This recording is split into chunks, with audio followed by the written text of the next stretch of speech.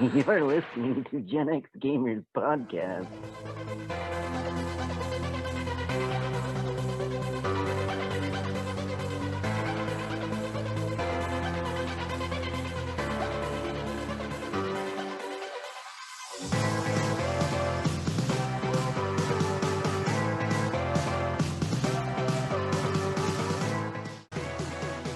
Okay, guys, thanks for sticking around with us after Gaming News in a Minute. As you can see and hear, I have with me my two, it's hard to even calling them guest hosts at this point. They're pretty much co-hosts. I've got Wacko Jacko here and Kurisu-san. I've got Nightshade Chris Maggard here, Callie Chris. We have so many names for you, Chris. Right. Well, when you have a name like Chris, you have to get creative with all your call signs. Right? to differentiate you. Anyway, thanks for being here, guys. How'd the holidays treat you? Great. I don't know who wants to start, Chris. It was great. We traveled to Indianapolis and we did a road trip, and that was difficult with little kids, but in the end, it was worth it. Nice. Wow. Yeah, I'm here in Los Angeles. So this is the first time since like my son's been born, at least 10 years, that we've ever stayed home for Christmas, New Year's. We're either in Tokyo or in Utah. And so my kids were not sure if there's going to be presents under the tree or if Santa even knows where to go. But it was a great experience. So we made it work, and it was a lot of fun. That is fantastic. And for anybody who's listening to the podcast and who has not yet checked out the YouTube version of this podcast, you need to do it for this episode, if at the very least to see Chris's very clever animated head where he's got some sort of like, I don't know, filter that makes you anime style. Yeah, we're going to throw on a few different filters here, see what happens. It's true. And then, of course, Jack has his own personal identity with Michelangelo from TMNT as his background. So it's worth... Actually, it's not Michelangelo. It's Jenica. She's the female turtle that was just released in the comic book series. Way to put me in my place. Nice. But that's a whole different conversation. But she's pretty awesome if you haven't heard about her. That's cool. And her name is what? Jenica? Yeah, Jenica. The newest turtle. Interesting. Yeah. We'll have to dive down that rabbit hole another time. For sure. Unfortunately, we don't have time for that today. Instead, let's get to our topic. So our topic for this week's podcast is a little bit about game development. And the reason we're having this discussion is because about 2 weeks ago, I was cruising around some different sites, and I love going to IGN. They put out some good articles and interesting things. And there was a video that immediately caught my attention with regards to Apex and the game development behind Apex during coronavirus. And since we're big Apex players, of course, it caught my eye and I wanted to watch it. So I started watching it. But you need to know this podcast. So for anybody who's listening, you're like, they're always talking about Apex. I don't need to listen to this. This actually isn't about Apex. It's about what goes on behind the scenes in game development, because it really, I had an interesting reaction to it. And you learn quite a bit from watching this video regarding how video games are made. And so this podcast is about game development. And I wonder, for all of you Gen Xers out there, and quite frankly, anybody who listens, whether you're Generation X or not, when you think in your head game development and what people have to do to create a video game, what are you thinking? What does that look like? I had my own personal interpretation of that, but I don't want to share that just yet. But you need to know that I reached out to Callie Chris, to Nightshade, as well as Wacko Jacko, and I asked them to think about that question before they ever watched this video. I wanted them to think about, okay, so what is my own personal perception of how video games are made, especially a big budget game like Apex, and then watch this video and see how far off you were with regards to how you thought video games were made after watching that. And the funny thing is that the video is not about video game development per se. It was more about how the Apex production crew adapted during COVID to doing it, at home, but it doesn't matter. The video still like brought to light the whole process of what goes into making a game, both whether you're in the middle of a pandemic or not. So it was very interesting to me. So to start things off, I actually want to ask you guys, Nightshade, Wacko Jacko, how far off, when you answered that question for yourself, what your personal perception of how video games were made, and then you watched the video, how far off were you? Or was it like no surprise and you were like, oh yeah, I knew all that? I'm interested. Who wants to start off? I'm happy to start. I figured if I put it in a percentage, how much could they do at home? And, would it even be possible to make real work happen on such a high technological level? And I guessed about 5% of their work they could continue doing from home, of the hard coding and stuff. Of course, they could have meetings and plan storyboards, that sort of thing. But I didn't think it was really going to be possible to work from home for them. What's funny is I didn't even think about COVID-19 when I was even thinking about it before.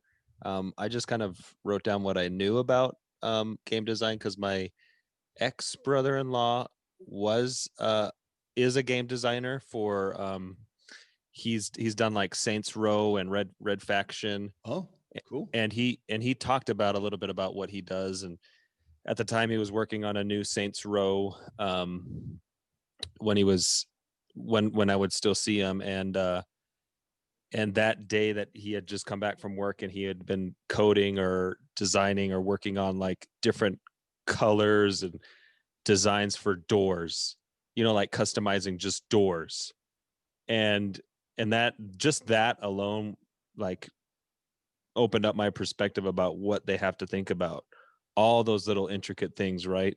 Like, and so when I was thinking of Apex, that's what I was thinking. I was thinking more of that they would be talking about like the programming part about, designing the little trinkets that you can earn that you put on your guns and all that time and process. And so when the video that we watched, when it talked about like motion capture and the audio part of the design, I kind of forgot all about that. And so it really did capture my mind. Yeah, right. I had that same reaction. I kind of had this mental image of all of these coders and programmers sitting at their computers and just working endlessly on coding and working with their visual digital art, programs and different things like that. And so then when I watched the video and saw how much more there was to it than just coding, and I hate to use the qualifier as just because that's a big deal. It is a big deal. I had no idea that there could be so much going on with regards to game development. So I'm excited. Okay, guys. So really quickly, before we jump in deep, let me ask you, if you were to summarize your reaction to that video that you watched on Apex game development during the pandemic, how would you summarize it in one word? If you were to choose one word that kind of summarized your thoughts and feelings about the video you watched, what would that word be? And I'm throwing them on the spot. They had no idea I was going to ask them that question, but I think it's a good way to summarize your feelings about it. And then we'll go in a little deeper and you can explain what you mean. Family. Okay. We'll let Jack explain that a little bit later. What about you, Chris? I'd say adaptive. Okay. One word. Yeah. Cool. Here we go. So we're going to split this up. I mean, there were two main sections of that video, and it basically was, how did the animation take place during COVID-19, as well as how did they create the music that went with it? And do you know what? Let me set up a little background. So the big deal here is that here in the late fall, Apex had season 7 released, and that's a big overhaul, right? Like they included a new map, a new character, so a whole bunch of just storyline content. Thank you. Storyline, a whole bunch of new content that was released like 6-7 months after the pandemic started. So the question is, how are you able to do all of that work amidst what was happening? And that's really what the video was about. It was an interview with all of, with some key staff. So let's start off with the animation piece. Let's start with you, Wacko Jacko. Jack, go ahead and share with us what was your reaction? What was your big takeaways from watching that part of it? And then we'll have Chris chime in, as well as, since Jack, go ahead and explain as well, what kind of did the video cover there with regards to that process? Yeah, so that part talked about, what I remember or what really stood out was the motion capture element. And that was an element that I actually didn't even think about, and how they actually they hire actors, or even people that are within the production team, or that are coders themselves. They put on these motion capture suits, and they end up embodying the characters that we see on these video games. And it was really cool for me to actually see characters and the actors actually doing their movements, because you become so familiar with seeing their movements on the screen, like when they're loading, or even in game, like when they're finishing a character, or when you're choosing a character. So all of that was very, very cool. And yeah, just that element, right? That they had these huge buildings with like green screens, I'm assuming, and then their motion capture elements, and they had huge spaces where they can move around.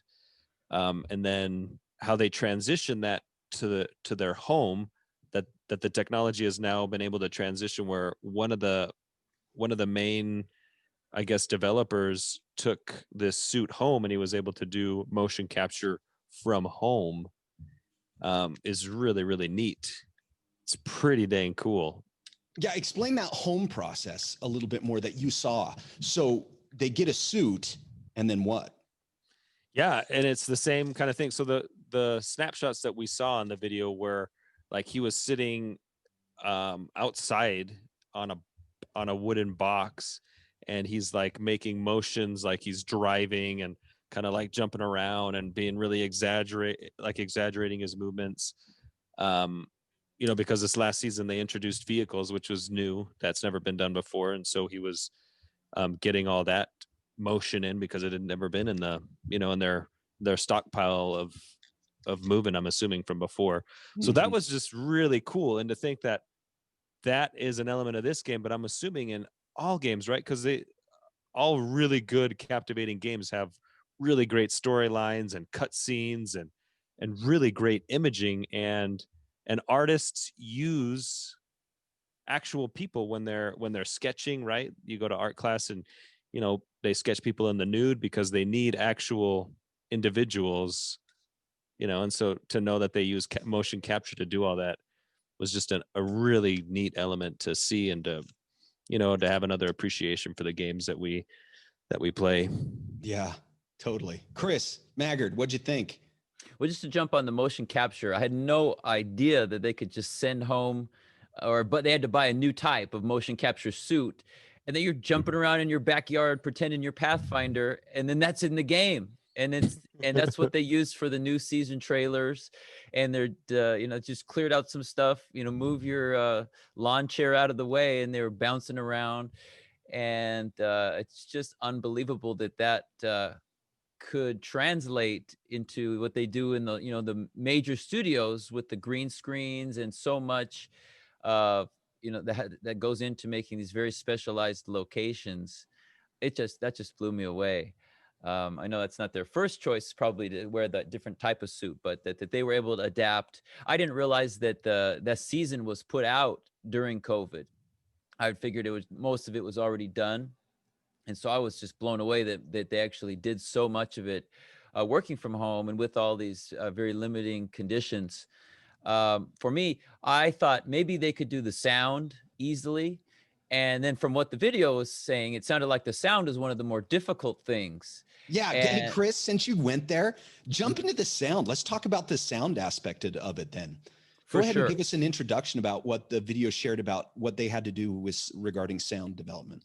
Well, I'd seen a video before, of like the real voices, because they have very distinct, extremely great voices for the characters that just make the character to see the real person who's a lot of them, that's their normal voice, or, it's maybe slightly changed, but to see them was amazing. But then now suddenly they can't go to any studio. And I didn't realize that most of the studio time they use Warner Brothers, top of the line, very best studio possible, go over there for all of their voiceovers and everything. And now suddenly they still have to get this season out. They haven't recorded any of the key voiceovers, and they have to contact all these different people. And they're at different places around the world. Everybody's stuck at home one way or another.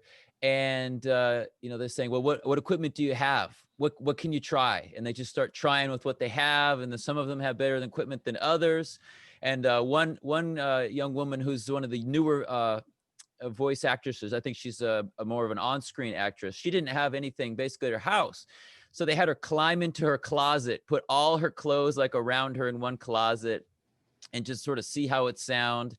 And then I guess the voiceover team became like very much like a family, even from before, I imagine. But they were sending each other, the equipment that they needed back and forth, and just supporting one another and giving tips about how to, soundproof your closet and jump in, and all those different types of things. And it was just, what an adventure. So it wasn't just the technology, but I wasn't expecting sound to be one of the biggest difficulties. But even any of these podcasts and stuff, somebody drives past your house and you can hear in a YouTube video some a little distortion or somebody talking in the background. But for this type of major league video game, they just can't have those mistakes, and that your voice clarity, and I don't know how much they alter their voice or make it very exact for the character. It requires top of the line stuff. And I would have guessed like, well, they could do the voicing at home, but the coding and some of the advanced stuff would require, I don't know, massive machines or specialized machines that you just wouldn't be lugging home. And so it was really eye-opening. And to see, I had guessed that most video games sort of have to put the next season or their next update on hold right now. I know so many movies and different things have just had to stop, or very, very limited ability to function. And if you ask me, was this season a lower budget than the others, I would say no way. It's an entirely new map, larger than the others, and it was just took a lot of things to the next level, really perfected the game in new ways. And I never could have guessed that they weren't all in the studio every day with the quality that came for out. sure. Jack, what do you think of the music? Yeah, well, I mean, they had some elements about the music, but I want to touch on. I thought it was kind of neat where they were talking about the actor that plays Gibraltar and how he. I can't remember where he was at. I don't know if he was in Hawaii or some other. Maui. Was it in Maui? Yeah, and Mm-hmm. they were talking about how the internet there is pretty bad, and so he had to like go to campus to even try to get to the internet. It kind of reminded me of living in rural Alaska where the internet is crappy, and I could actually sympathize for him. Like he's probably really trying hard to like, maybe he was even just trying to send the audio information, and the internet being so bad. Anyways, Chris actually said family in there too, and that's why I chose family. I thought it was neat how the actors did have to share their items with one another. I thought that was really neat that they were all so invested in this project that they are helping each other out to make it happen. Not only to just do their job, right? Because easily that actor could have, selfishly kept their equipment, done their job, got their paycheck, and been done. But it was more about the whole product, right? They're in it together because they believe in the vision, which is really neat, which I really liked. I agree. The one piece about the whole sound that I want to bring up that I would really refer to that struck me was actually when he first talked about audio. He talked about how the music score that they had planned on was going to be this big epic, Hans Zimmer type, orchestra. Yeah, Star Wars type, soundtrack sort of deal. And that they had an 80 to 90 person orchestra that they would normally have play these songs and record it. And that alone like blew me away. Like take out the pandemic. I had never thought, oh my gosh, they hire orchestras to create video game scores. That is the coolest thing I've ever heard. I hadn't even thought about it. I think I took it for granted. But then as I listened to him, he's like, they had to go and record individually all these different orchestra players, and then somebody had to take like 600 different tracks and try to start lining all of those up to create what they had planned on doing before the pandemic hit. And then the pandemic hit and they had to, you know, change things and be resilient on the fly and try to merge all that. That was pretty cool. I was very impressed, very impressed. Yeah. You know what? Another part that was really cool at the very end of that video is they were talking about the next seasons coming up and how excited they were. I don't know if you're going to talk about that at all, but they had made light about season 8. They're like, oh, season 8 is going to be great, but wait till season 9. They really were talking up season 9. Mm-hmm. And I think with this season, it's in my mind, they're really starting to try to capture a storyline more. So if you're noticing, they're tying characters in together more and really trying to hash out a storyline. So I'm excited to see what they're coming out with or doing. So anyway, season 9 is what it sounds like is where it's at. So maybe these big orchestras are going to come up. Did they pay you to say that in this podcast? Yes, they did. Okay. No, I wish. Awesome. Okay, guys. So we're running out of time. Quickly, if you were to summarize your reaction, that whole video and just game development in general, what would it be? I want to audition. Yeah.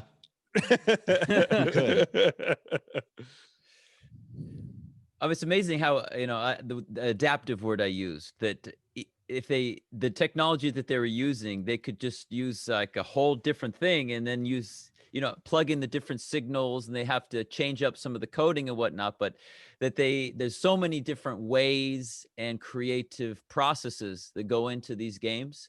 And I was really excited to see that it's, I guess, you know, they continue. You know, it's not like you release the big game and then you're going to add some new skins or whatever for the next season, but really making the game as if it was released this year, so different and so fresh that it's not a game from a few years ago, but how to keep it alive, especially now with the many millions of people who are dedicating themselves to it. It's not just your favorite game from a few years ago. Each season, it's almost like the next game came out, and to be able to keep that fresh and keep people engaged, but not change it too much that it's going to fall apart, is really an interesting process that I hadn't really considered as much, but the video highlighted. Yeah. Oh yeah, that's the future of games. I mean, that really is just continually capturing your audience, recapturing them. And it's a lot of work. Yeah, I think my biggest takeaway is that I just appreciate games more, right? Like way more. And I'm a gamer, but I think I took them for granted. Like, it's like, yeah, you better give me a good product that's fun to play. But I think now I'm going to pay even more attention to things like music and audio and voice acting and the different things you see, because now I fully realize, like, at the end of one of those games, when you beat it and the list of credits come up and you see all these names. And I remember thinking to myself, after I'd beat a Halo or something and all the names come, I'd be like, what are all those people doing? Like, what are they all just coders sitting around coding? And, but now I realize just how many different people are playing a role in this. And it's a full production. And in many ways, it's in my mind more impressive than some other entertainment type, things from movies to shows. Like, it's pretty cool. I was very appreciative. So yeah, and it's cool that they even had to hire more people during the pandemic too. Yeah, because the work was still big, and so they still had to hire people that they haven't even met.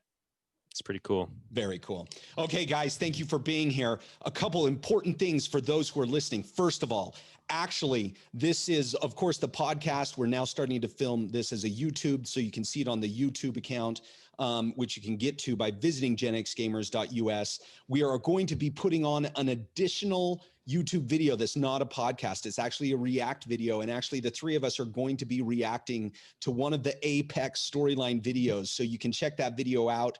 And there will be a introductory playthrough of the video game of the year, Hades, this week. So look for that as well. I will be jumping into Hades for the first time. I have no idea what to expect, other than everybody is saying this game is amazing, close to perfection, which is hard for me to believe, but I have read that by certain critics.